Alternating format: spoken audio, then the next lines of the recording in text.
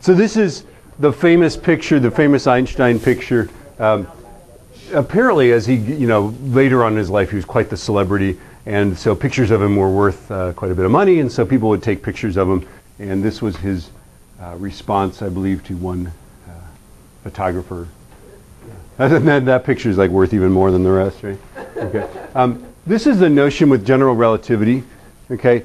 In the past, what we did was special relativity, and that was special, but this one's more general, right? Special relativity did not deal with acceleration, but specifically just dealt with two frames of reference moving at a constant speed, right? And at a constant speed, remember the notion was relative. The best you could say was that one frame of reference moved relative to the other, and there was no sense that there was this, universal at-rest frame by which we could judge that one thing's moving and one thing's not, right?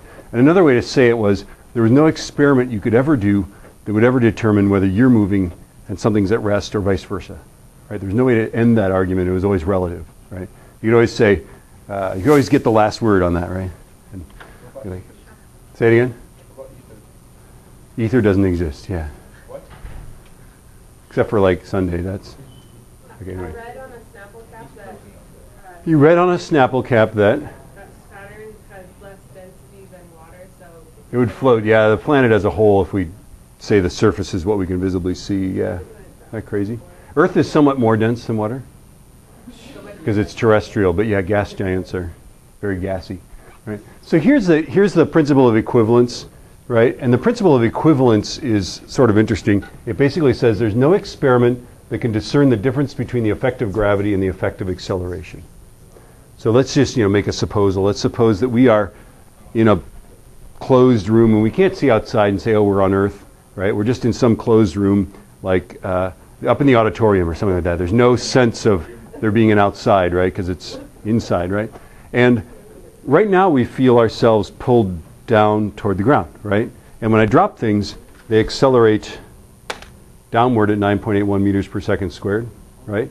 But if we were instead inside a spaceship with very quiet engines and very smooth engines that was accelerating us this way at 9.8 meters per second squared, we would feel the same exact thing. In fact, there's no experiment we could ever do besides like opening the door and looking outside and going, oh, this is a spaceship, right? Okay. Besides that experiment, right, there's no experiment in that frame of reference that would yield any different result, okay, on the basis of the laws of physics. So if I took this box of matches and I'm accelerating that way, we would explain it this way. Right now the matches are accelerating that way, 9.81 meters per second squared. When I let go of them, they stop accelerating that way and the ground accelerates into them. Yes? This is another way of being relative, isn't it? Yes, this is a crazy thing, right? And in fact, this is general relativity is a well-accepted theory. This is the way it is, right? There is no experiment you could do to tell the difference between that. Another way to say general relativity, and this looks like it's not at all the same thing, okay, is that gravitational and inertial mass are equivalent. So the mass that we use when we do the mass that we use for gravitational mass, the force of gravity is m times g, where this on Earth is 9.81 newtons per kilogram of mass, right? That, guys, can I interrupt? Thanks. Okay, that mass here that we used in this formula with a gravitational field strength, right? Okay, is the same mass that we use for inertia. This is inertial mass, right? We're trying to accelerate it. Objects resist acceleration. This is the force you need to do to make it overcome that. These guys are the same. And they have, by the way, done experiments where they've looked at gravitational fields and inertial things, and they've got this down to like, I don't know, 30 places, right? Or something like that. I mean, some incredible degree, these things are the same, right? So this is one of the things, the features of general relativity that have been supported, okay? Right, so here we are on Earth. We drop the book accelerates down. That's because there's a force of gravity acting at a distance from the center of the Earth, making it accelerate down, okay? But if we're in space, if there's like a rocket ship, accelerating this thing at 9.8 meters per second squared that way, then of course we see the same thing. The book stops accelerating and the ground accelerates into it, right? Same exact thing. There's no way you could do an experiment in either frame of reference except for opening those doors and going, are we on Earth? Yeah. What if you were, because you're accelerating, wouldn't you eventually approach the speed of light? Or would you Well, not in your frame of reference, right? Everything else, you're just, right? I mean, yeah, you're going to approach the speed of light, but you're going to keep accelerating. Yeah? We see your mass as dilating and approaching infinity, right? But you don't see that. You just see yourself accelerating. So your frame of reference, because otherwise if you did, you'd know you're moving, and that would violate. Could you perform an experiment on your, like in that room, using like distances with the room itself, or like higher or lower thermal, or like achieve some kind of time dilation to like, oh, I'm accelerating? Yeah, but you did the same thing would happen in gravity. Gravity causes time dilation, acceleration does. They're all equivalent. So that's the principle of equivalence, right? Okay. So this is of course what we do with a drop tower, right? So last year we went to Cleveland. They have one now, by the way, at Portland State that drops things. And when things are in free fall, of course, well, gee, now they're not accelerating up or anything like that. They experience weightlessness, right? So at PSU they've got this very great big heavy thing that basically drops around the experiment. And the experiment is in the middle there, doesn't experience air friction even, so it's like microgravity or something like that. It's very close to zero gravity. The famous story here, though, is, of course, I think it was like around World War II, it was a World War II era bomber actually crashed into the Empire State Building. Do we know this story? Yeah, the airplane disintegrated upon impact with the exterior of the Empire State Building. It wasn't a 727 or 747 with full of fuel, right? So this wasn't 9/11 all over again. This was just like, oh crap, there's a building down, right?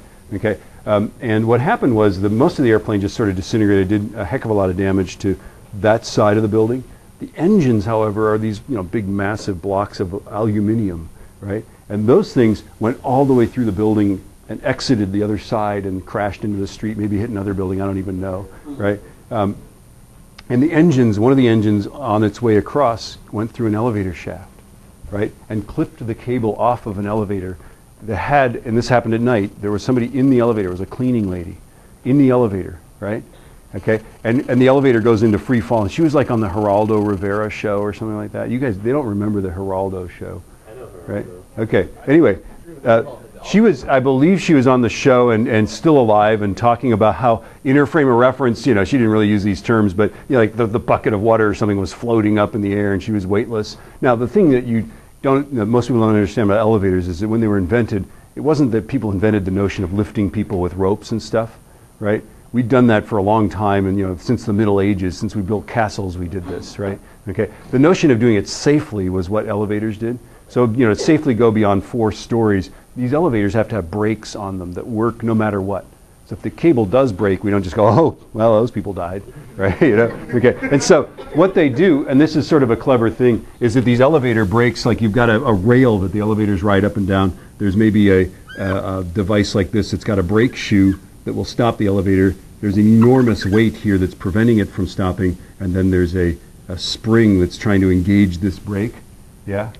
Okay. Well, normally gravity pulls this guy down, and so it pulls this brake shoe away from the rail, right? But as soon as there's no gravity, the spring is the only force on this, and that engages the brake, and the thing stops, right?